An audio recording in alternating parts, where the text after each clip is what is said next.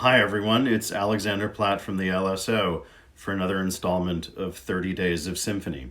Well, of course, we began our journey together with probably the most famous symphony of all time, Beethoven's Fifth, which we had such a joyous experience performing just about a month ago, back for all of you at Viterbo.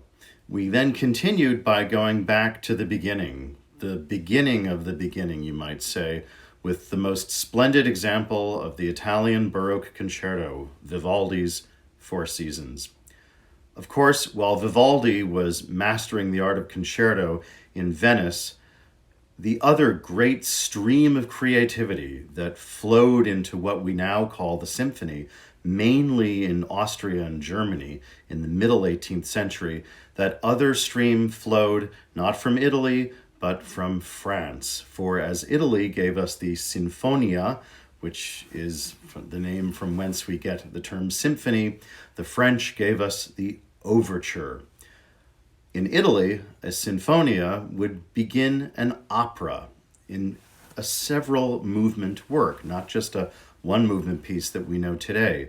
Similarly, in France, and of course, this is not the France we know today, the French Republic. This was the France of the Ancien Régime, of the days of all those immensely powerful kings like Louis XIV. The French Ouverture, or overture, was also the beginning of an opera or some kind of pageant, but a distinctly regal form. So an overture is always a work that begins with these stridently dotted rhythms.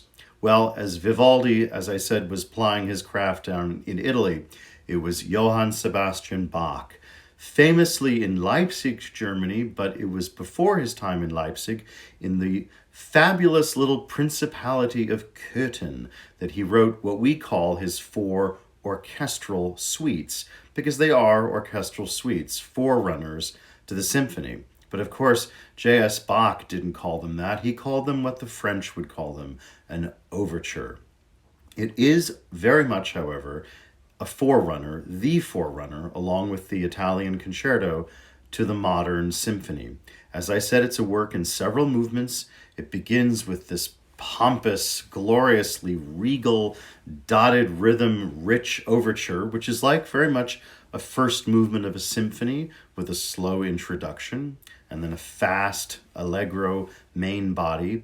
Then we get the legendary air, that serenely majestic air for the string section alone. And then Bach finishes up again in the French style, which he inherited from across the Rhine, with a series of French dances. We have a gavotte, we have a bourrée, and finally a lusty gigue, which is in the truest sense a symphonic finale. So here, the symphony in embryo, if you will, one of the majestic overtures, the overture number 3 in G major by Johann Sebastian Bach, one of the great interpreters of Baroque music of the late 20th century.